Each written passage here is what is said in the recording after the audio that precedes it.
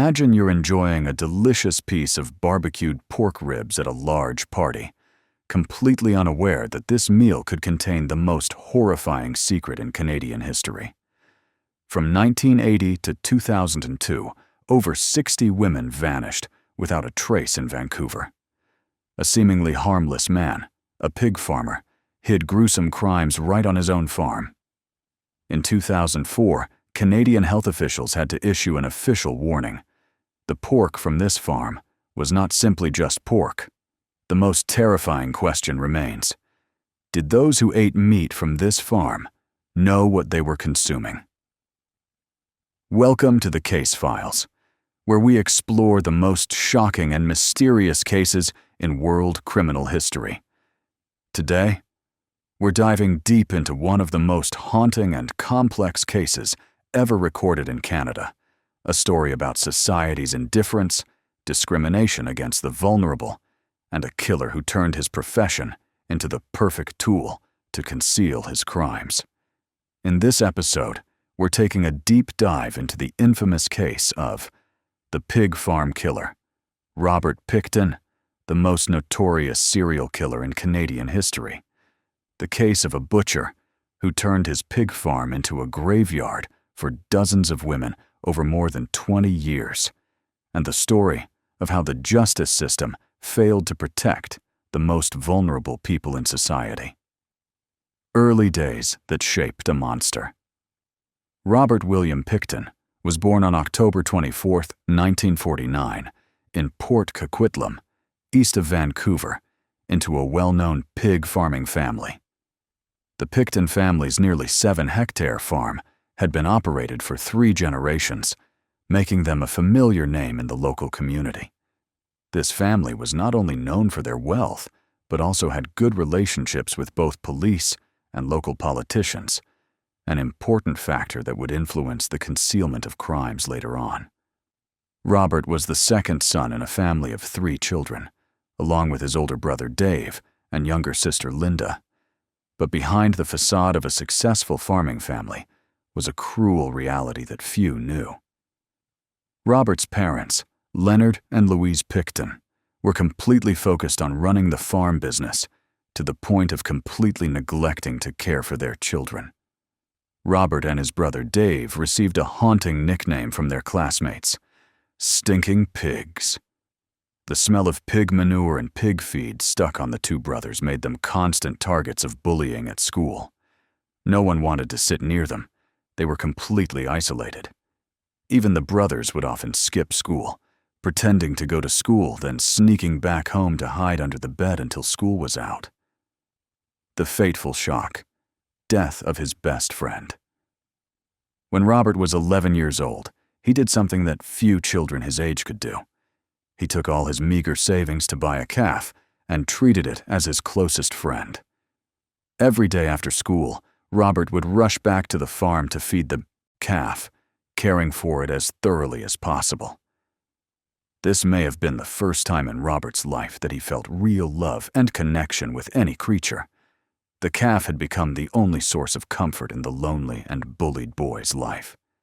However, just a few days later, tragedy struck. Robert couldn't find his calf anywhere. When he asked his mother, she coldly told him to look around the farm. And then Robert discovered the heartbreaking truth. His beloved calf had been slaughtered by his parents without any notice or consultation with him. This shock wasn't just about losing a dear friend, but also the first realization that life could be disregarded and ended cruelly. This may have been when Robert began developing coldness and numbness toward death, a characteristic that would become the foundation for the crimes that followed. Butcher skills: unexpected preparation for crime. In 1963, when Robert was 14 years old, he made an important decision that would completely change his life. Due to continuous difficulties at school, unable to keep up with friends, and always receiving negative evaluations from teachers, Robert decided to drop out of school completely. Robert began apprenticing at a pork shop, and from then on, the 14-year-old boy became a little butcher on the farm. Robert seemed to really enjoy this work, and often boasted about his cutting skills. These skills, knowing how to butcher, divide, and process animal carcasses, would become the perfect tools for the horrifying crimes Robert would commit in the future. Family tragedy. A lesson in callousness. On December 16, 1967, another event further increased Robert's psychological trauma. His brother Dave, 16 years old and newly licensed, borrowed his father's truck for a test drive. During this drive, Dave collided with a 14-year-old boy walking on the road. Instead of stopping to help, Dave ran home and told his mother about the incident. What happened next left a horrifying mark on Robert's mind. His mother went to the scene, saw the boy still alive, but directly pushed him into a ditch of water and left. The boy later drowned. When discovered, police concluded the cause of death was drowning, and no one was prosecuted. Robert's mother, the person who actually caused the child's death, was never investigated or punished. What was even more terrifying was her attitude after the incident, completely emotionless, not a trace of feeling on her face, and from then on never mentioned it again. This coldness taught Robert a cruel lesson. Human life could be disregarded and ended easily without having to face any consequences. Fatal liberation. In 1970, Robert turned 21 and began working officially at the family farm. 8 years later, in 1978, Robert's father passed away from illness and old age. In April of the same year, his mother also passed away from terminal cancer. This was the most important turning point in Robert's life. From being a son who had to live under harshness, regularly abused, and having to do all the work in the house and farm, Robert was now completely free. Brother Dave and sister Linda both didn't want to continue being tied to the farm. Dave bluntly said he would just take the house and a bit of cash. Linda had a similar view. Thus, the entire management of the 7-hectare farm fell into Robert's hands. Robert moved to live in a trailer on a secluded part of the farm, managing the business himself and becoming known as a hard-working man, though somewhat eccentric. In reality, Robert was very lonely and isolated on this farm, but for the first time in his life, he felt liberated. Discovering the outside world. The door to crime. Regular work, transporting pig intestines and byproducts from the farm to factories in East Vancouver, opened up a completely new world for Robert. Robert, who had never seen the wide world, now had the opportunity to freely explore this area. The downtown east side of Vancouver at that time was a place with a large concentration of prostitutes, drug addicts, and people living in the lowest social class. This was an area with many openly operating red light districts in the city center. Robert quickly found ideal targets for his hunting. He went to bars, actively talked to women, and bought drugs for them. This tactic built Robert's reputation as an honest, kind, and thoughtful man, causing many sex workers to voluntarily get in his car. First taste of killing. In 1980, Robert carried out his first attack. The victim was a girl only 14 years old. After getting her in his car, Robert committed brutal acts, then killed her and dumped her body at an empty lot.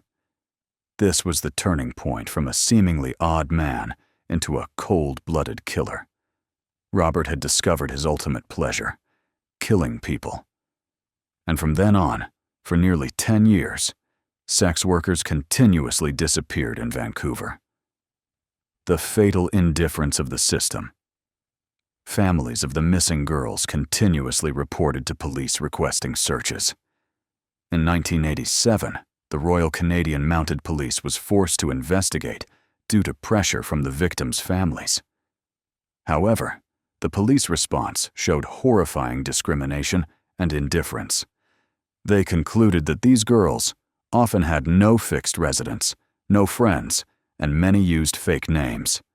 Therefore, according to police, their disappearance could be because they had moved to live and work somewhere else. The police attitude at the time was even worse. In the eyes of police, sex workers were all people of low class with no voice in society, so police didn't care much about their disappearance and were lazy about taking on cases related to these girls. This very discrimination, prejudice, and indifference of the justice system aided Robert in comfortably committing crimes without fear of arrest for over 20 years. The golden era of crime. In 1994, when the pig farm business began declining, Robert sold part of his land and assets for 5.2 million Canadian dollars. With this huge sum, in 1996, Robert and his brother Dave established a non-profit charity organization. This organization raised funds by organizing large dance performances and parties. Initially, even some government officials promoted this charity organization. Before long, the organization became extremely popular, attracting over 2,000 people to each event. The main targets of the parties were prostitutes and drug users. Robert would invite everyone to eat barbecued pork ribs and serve free alcohol. On the surface, these were meaningful charity events, attracting even government officials. But behind these lavish parties was a horrifying reality. No one noticed that behind the parties, a number of women would go missing. Robert would lure these girls into his trailer, where they would be raped. Then he would lose control, commit frenzied acts, and those girls would never return. Body disposal method. A butcher's perfection. The biggest question is, how would Robert handle these girls after committing his crimes? The answer lies in the very profession and skills Robert had honed since childhood. After finishing, Robert would take the girls to the place where he had worked with pigs his entire life. Using professional butcher skills, Robert processed the victims' bodies according to a systematic and terrifying procedure. The digestive system was removed, and the rest was fed to the pigs. He would take part to the factory along with pork. The remaining parts he would take to the animal waste processing plant. This is exactly why Robert could hide his crimes for decades without being discovered. He had turned the farm into a perfect body processing plant, leaving no traces. The most terrifying question: cannibalism? And then a terrifying question that perhaps no one dared to think about. Every night at his parties, Robert almost always invited everyone to eat pork ribs. Was it really 100% pork? In 2004, Canadian health officials had to issue a haunting official statement. The possibility that pork from the farm produced and sold at the time of these incidents was not simply just pork. This means that possibly thousands of people, including government officials, local police, and innocent citizens, unknowingly consumed products containing human remains for many years. Close calls and missed opportunities. In March 1997, Robert encountered an unexpected obstacle. He met and picked up a girl named Wendy, bought drugs for her, and took her to his trailer. However, this time Robert faced fierce resistance from Wendy. She managed to escape from the trailer and was lucky to be taken to the hospital by an elderly couple. On March 23, 1997, Robert was arrested for the first time. When questioned by police, Robert adamantly denied and kept saying, "No, I didn't do that." This could have been a golden opportunity to prevent a series of subsequent murders. However, the case was dismissed because Wendy didn't show up to court. Perhaps she was afraid of something. The justice system let slip the last chance to save dozens of other women. Notably, in 2004, test results showed that the clothes and rubber boots Robert wore during the assault on Wendy in 1997, which had been seized by police, contained DNA from 2 missing women. This proved that if police had handled the 1997 incident seriously, dozens of other lives could have been saved. Just a few months later, in August 1997, Robert continued his crimes with a 24-year-old victim. That was also the last time she used drugs, a phrase implying that she was murdered. Red alert. Staggering numbers. From 1995 to 1998, 29 women disappeared from downtown East Vancouver, a truly alarming number. By 2001, this number had risen to 59 missing women, a staggering figure. Canadian police were mentioned once again, and people were living in panic, especially sex workers, because they were forced to still go out on the streets at night to make a living. They wanted police to do something, but once again, Canadian police ignored it. Or if they investigated, they only investigated superficially. Important witness and suspicious signs. In 1998, Bill Hiscox, who worked at Robert's farm, reported to police about unusual things he witnessed. Bill said he saw missing person notices everywhere and thought it might be related to his boss because Robert regularly drove to downtown Vancouver to pick up women. Particularly, Bill recounted a frightening experience. He thought the pig farm was a creepy place. The pigs here were not afraid of people. Once he was chased by a 500-kilo pig as if it wanted to bite him, and he had never seen any pig behave like that. Bill even wondered, was that pig chasing me because it craved my taste? However, after police received information from Bill, they only sent 2 people to the farm to investigate. Like every time, after asking Robert a few perfunctory questions and checking over the farm, they concluded nothing was unusual. Strange life with Lynn. Silent witness. In 1999, Robert began living with Lynn, a girl who was also a drug addict. For a few months, he bought drugs for her in exchange for free rent, and of course this was paid with sexual relations. One fateful night, Lynn heard commotion coming from the slaughterhouse. Curious, she went to check and witnessed a horrifying scene. She was shocked to see Robert committing acts with a girl. Lynn screamed and ran away as fast as she could. Surprisingly, Robert didn't seem surprised and didn't chase after her. A few days later, Lynn made what could be considered the worst decision of her life. She contacted Robert and said she wouldn't tell police, but he had to pay her and buy drugs for her. Robert agreed, and they continued living together. Lynn valued money and drugs more than the lives of the girls, even though she knew many more girls would be brought there. Of course, she herself could become a victim. This was one of the most tragic decisions. Another opportunity to save dozens of women was lost due to greed and selfishness. The collapse and fateful arrest. In 2000, Robert's nonprofit charity organization was shut down for failing to prove transparent finances and being reported by neighbors as too noisy. By 2001, with 59 missing women, there was tremendous pressure on the Canadian government. The Royal Canadian Mounted Police was forced to establish a special investigation team. Because the incident occurred near the U.S. border, the American side also participated with the America's Most Wanted program and offered a $100,000 USD reward. Immediately, over 10,000 people came to provide clues. Of course, someone mentioned Robert, but there were too many leads and limited police force, so investigation progress was very slow. During this process, people continued to go missing. It quickly increased to 60 people. Finally, on February 1, 2002, police received information from a truck driver.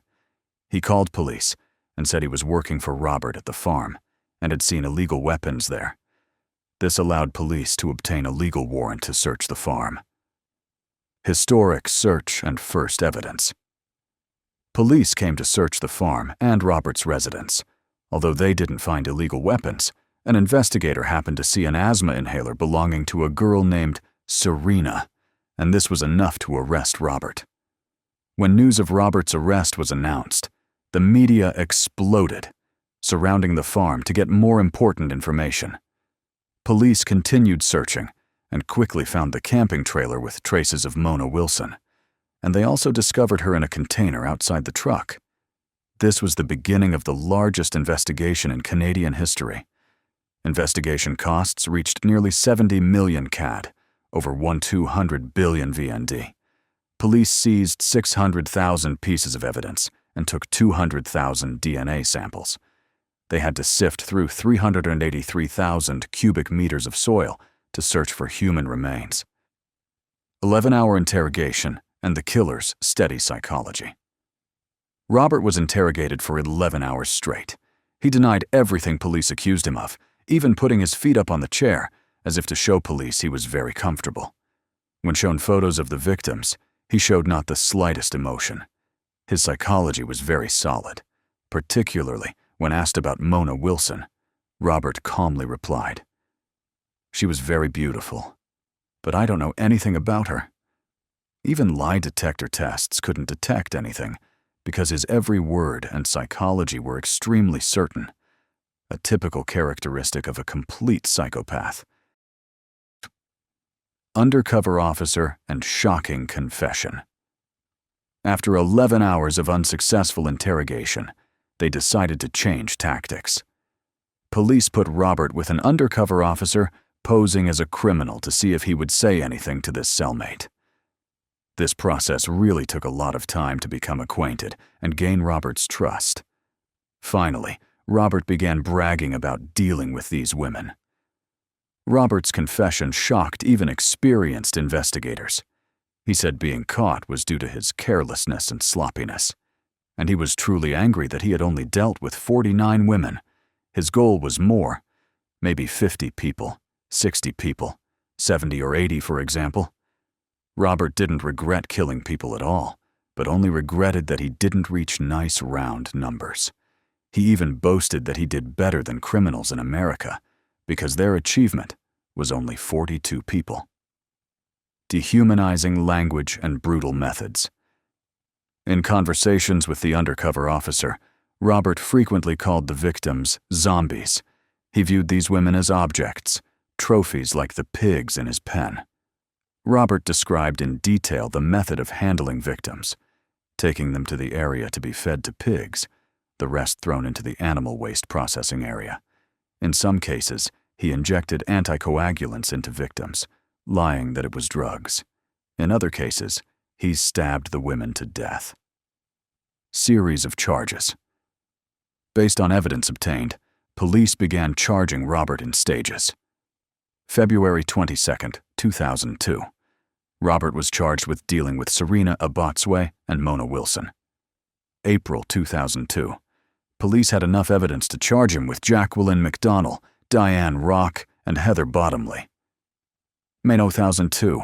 He was charged with dealing with Brenda Wolfe. This process continued, with a total of 27 initial charges, later reduced to 26 due to lack of evidence. Horrifying discoveries at the scene. During the farm search, police found horrifying evidence. They discovered remains of some victims, along with blood-stained clothing. Particularly noteworthy, police also found pieces of human body parts next to pieces of pork in the refrigerator, confirming the worst fear that human flesh and pork had been mixed together. In Robert's trailer, police seized a cache of weapons and terrifying crime tools: a loaded revolver, boxes of pistol ammunition, night vision goggles, 2 pairs of handcuffs, a syringe containing 3 ml of blue liquid, and aphrodisiacs. Trial of the century. After a search lasting 22 months, police had enough evidence to charge Robert with 22 different attacks. In reality, the total was 27, but in 2006, the judge dismissed some because he felt they were charges due to lack of evidence. Due to the complexity and length of the case, the judge decided to separate it into multiple trials. If he was tried for more than 20 attacks at once, it would take a very long time.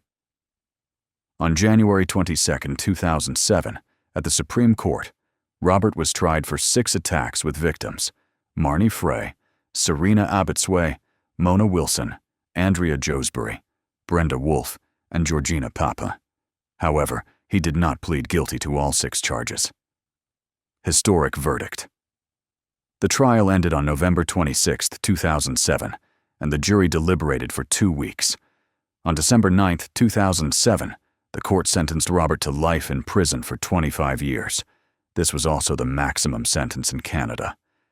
Specifically, Robert was convicted of 6 counts of second-degree murder for victims: Marnie Frey, Serena Abotsway, Mona Wilson, Andrea Josbury, Brenda Wolfe, and Georgina Papin.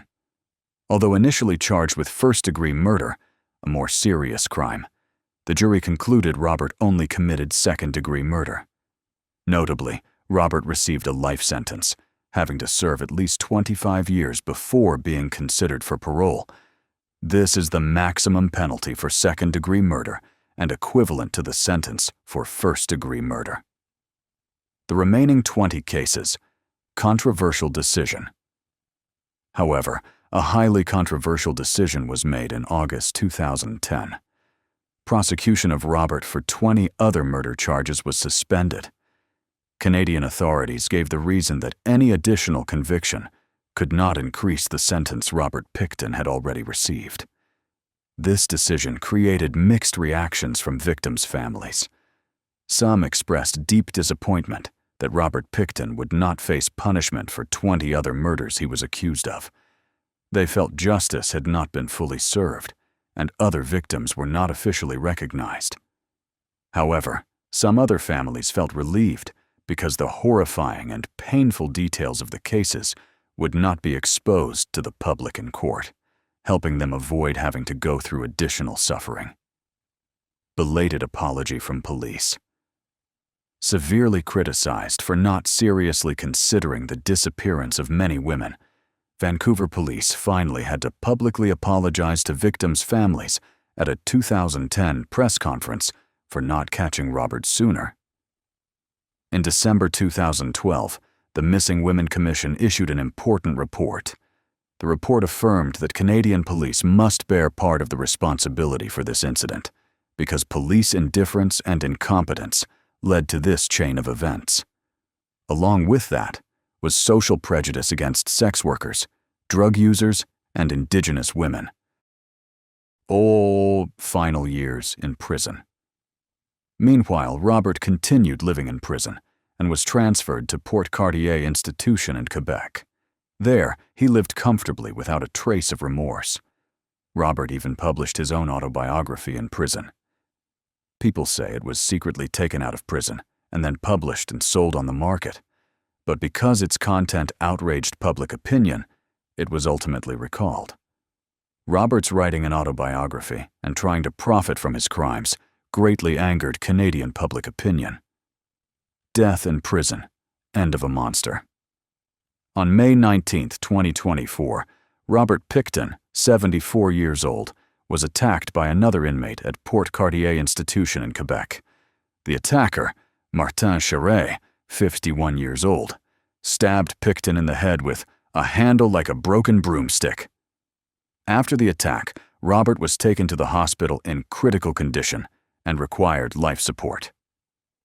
On May 31, 2024, Robert Pickton died at a hospital in Quebec City due to complications from the attack, ending the life of one of the most cold-blooded killers in Canadian history.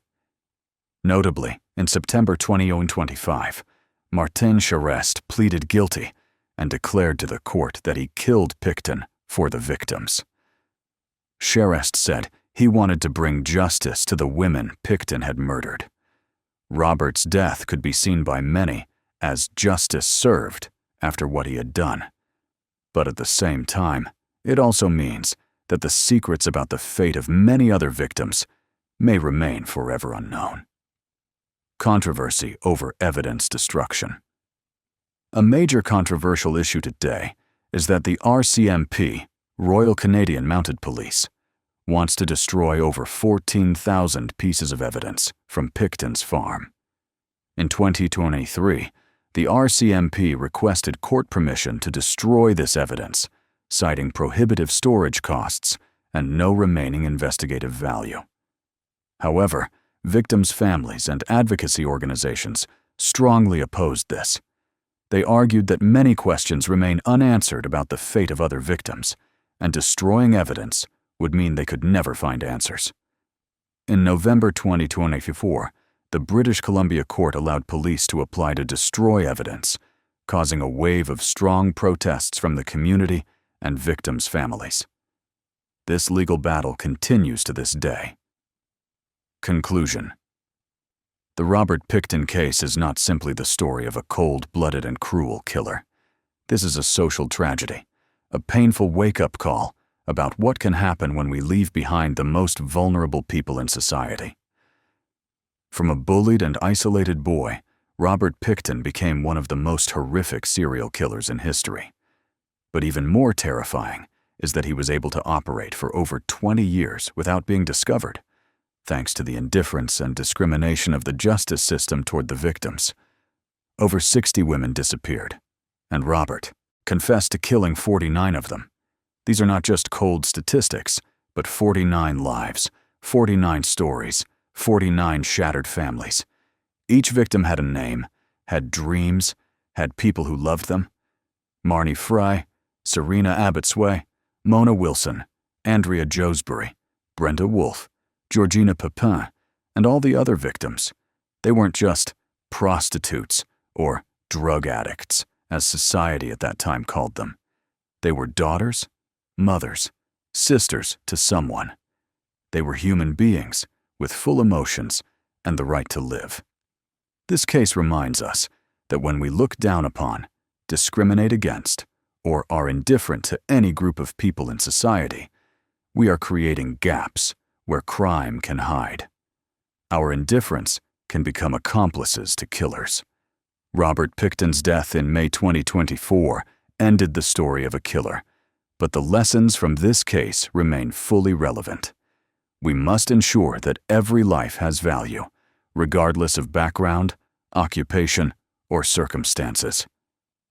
The current controversy over destroying 14,000 pieces of evidence from Pickton's farm shows that this case is not truly over. Many families are still searching for answers about the fate of their loved ones. Many questions remain unanswered. Share this story not just to satisfy curiosity about crime, but to honor the memory of the victims and remind us of our responsibility to protect vulnerable people in society. Each share is a reminder that we must not let something similar happen again. Subscribe to the Case Files channel to follow other shocking cases and real stories from the dark world of crime. Don't forget to like if you want us to continue bringing in-depth analyses of historical cases, and comment below to share your thoughts about this case. Thank you for joining the Case Files in exploring the Robert Pickton case, the pig farm butcher. Stories like this are never easy to tell, but they are necessary for us to understand and learn from tragedies of the past. See you in the next episode, where we'll continue exploring mysteries and unsolved cases from the world of crime. Remember, every life matters, every story counts, and every lesson learned is a step toward a safer world for all.